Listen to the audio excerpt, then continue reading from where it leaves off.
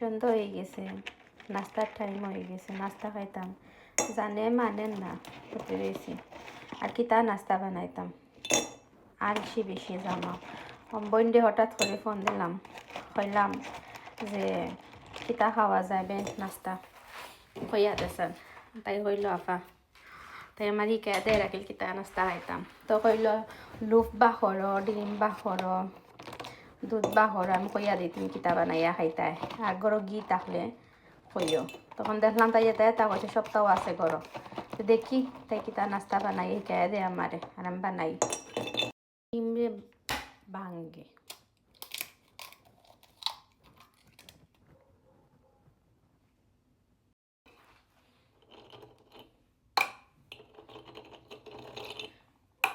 মিঠা কত দিতাম না, ঠিক আছে দুইটা না নে, বেশি মিঠা হইলে আবার একটু লবণ দিলাম।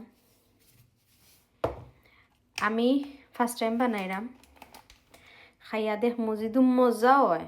তে খাইলখু ইনশাআল্লাহ হাজব্যান্ডে বানাইয়া খাওয়াইমো। ডিমরে এত সময় করলাম, ডিম আর দুধ চিনি দিয়া মিশাইলাম, এখন লুফ দিমো। তাই কইয়া দিছে কিলা করতাম। দয় পাটরে বালাটিকে ভিজাইলাম, আরো পিস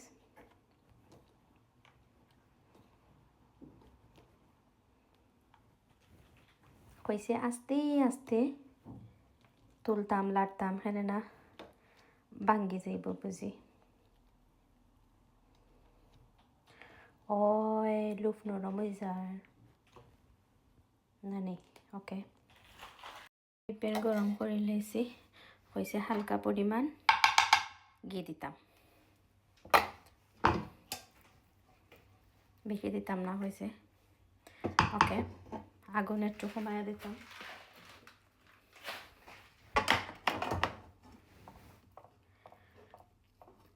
বিসমিল্লাহ।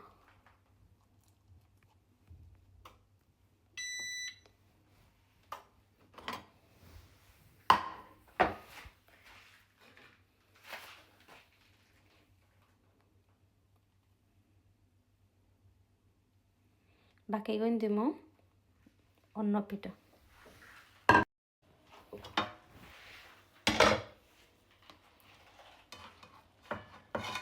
কিলা বুঝবো আমি বেশি নি।